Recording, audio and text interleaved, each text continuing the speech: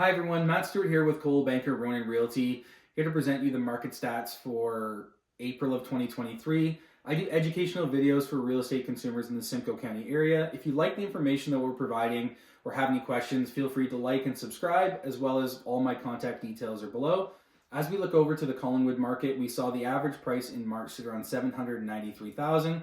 We saw that stay put relatively the same, sitting around $791,000 in April. We saw 83 new listings in March, and we saw 105 new listings in April. We saw 24 sales in March, and we saw 46 sales in April. Again, that's really indicating the spring market is there in Collingwood area. We're seeing the more listings coming, but we're also seeing the jump up in sales. The good thing is we saw 105 new listings and only 46 sales, which means that more than half of the inventory is still on market, which is good news for buyers in that area.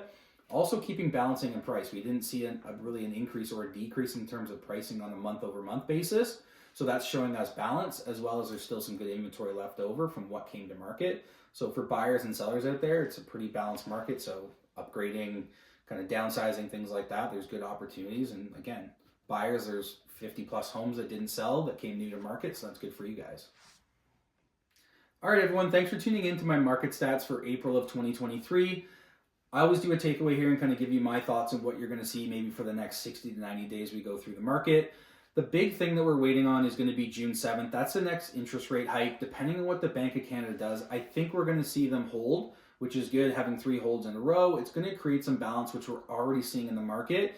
Again, the stats are very reflective of that, so I think we're seeing that balancing and more of a normal spring market. I think I could compare it to probably 2018.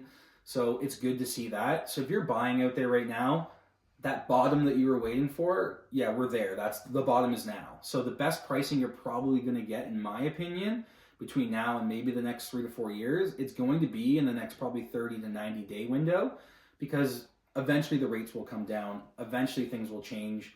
There is immigration that's happening. Their job numbers are really strong. So those are indicators that, hey, inflation's also down, so they might pull the rates back a little bit. I don't think they're going to do it this year, so of course I'm going to be wrong in my predictions. But I think they're going to do it early spring of 24. So get in now, do a 2-3 year fixed mortgage, lock in, secure the property, and then that will give you that long-term growth in terms of when prices do bounce back up.